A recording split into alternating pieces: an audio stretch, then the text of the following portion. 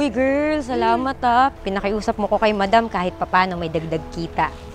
Basta, ayusin mo yung trabaho mo. Hindi ako mapahiya doon. Ate, pwede po ba akong magkaroon ng pagkain? Wait lang.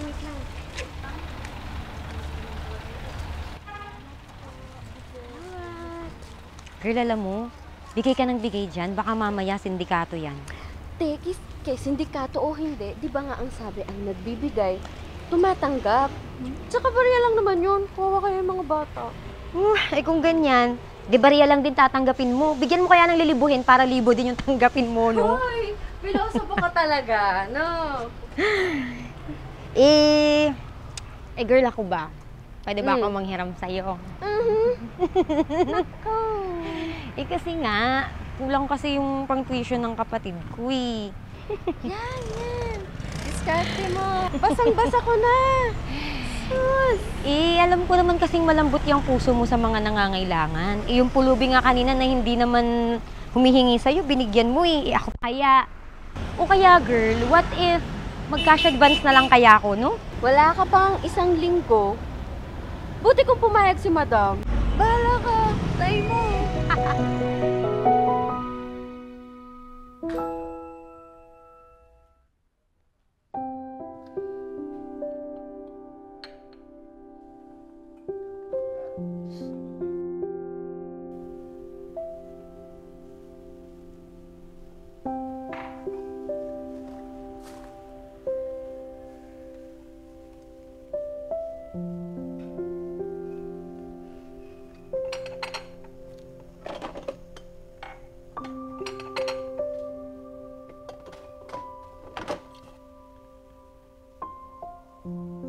Alam mo girl, kung may nakakakita sa'yo, iisipin na lugi na tong kumpanya. Ano ba problema? Ba't nakasimangot ka dyan? Kasi naman eh. Kailangan ng pera ni nanay. Kailangan ng pera dun sa probinsya. Abot ng 3,000 yung gamot.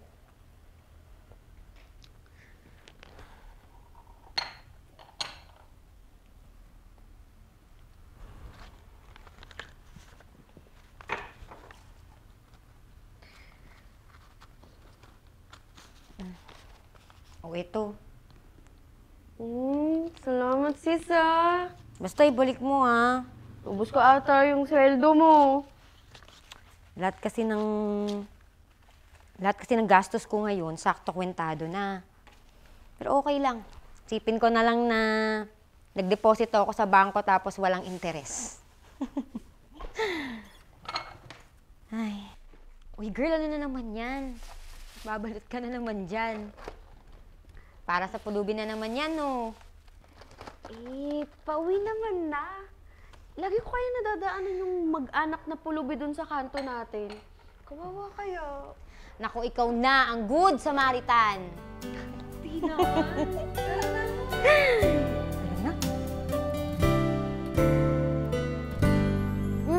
Uy girl, sakto. Baka naman pwede ko na makuha yung nahiram mo. Pasensya ko na, Mikey, ah. May kailangan pa kasi si nanay dun, eh. Napadala ko na lahat doon. Budget ko na lang yung naiwan dito. Ha? Paano yan? Magbabayad ako sa online credit. Gawan mo naman ng paraan, girl. Liza, tawag ka ni madam. Opo. Pasensya ka na, Mikey, ah. Basta gagawan ko ng paraan, promise. Wait lang.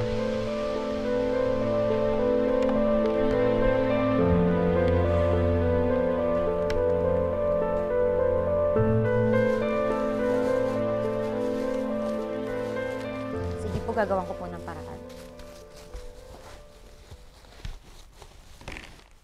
Ano na, Alaysa? Tumatawag na yung online credit. Kailan mo ba isasauli yung perang hiniram mo? Kailangan ko na eh. Sorry, girl.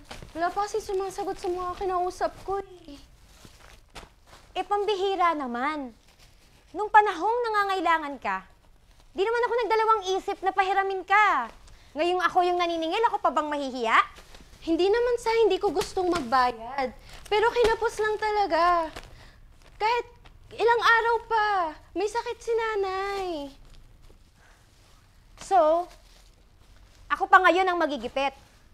Teka, Anong ginagawa mo? Ay, baka magalit si madam. Huwag mong gawin yan.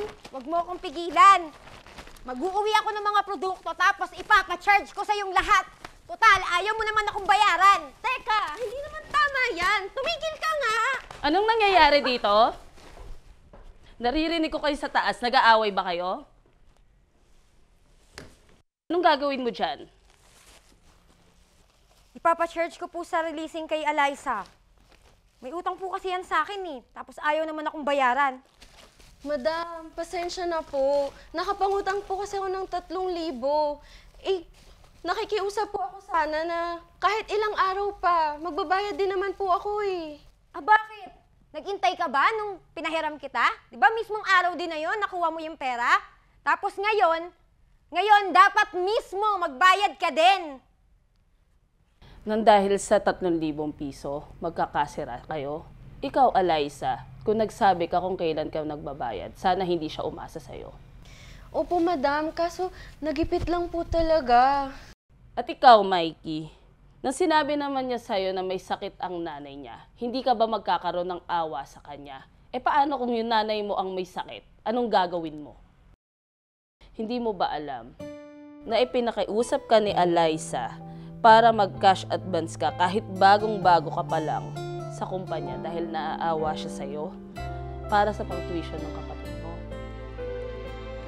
Nung nagkamali ka sa inventory at binalikan tayo ng retailer, hindi ba sinalo ka ni Eliza dahil ayaw niyang mawalan ka ng trabaho dahil naaawa siya sa iyo? Sige na, Eliza, kunin mo na yung mga produkto. At ikaw, Mikey, isoli mo na yung ID at uniforme mo. Tama na, hindi ka maayos magtrabaho. Tinatanggal na kita. Ma'am, isang chance pa, ma'am. Ma'am, mauna po kayo. Kailangan ko po itong trabahong to. Ma'am, baka pwede pong... Pasensya na. Okay lang.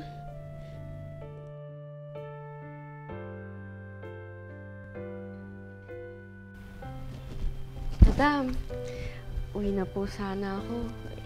Madam. Hay nako, Eliza, alam ko na yung sasabihin mo. Baka naman po pwedeng bigyan pa po natin ng isa pa pong pagkakataon si Mikey. Hindi dahil sa naaawa ka, maaawa na rin ako sa kanya. Pero, sabihin mo sa kanya, mag-report after 2 weeks. Salamat po, madam.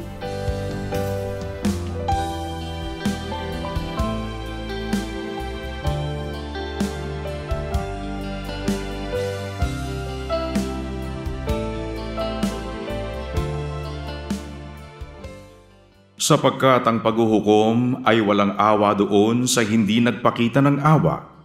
Ang awa ay lumulwalhati laban sa paghuhukom. Santiago 2:13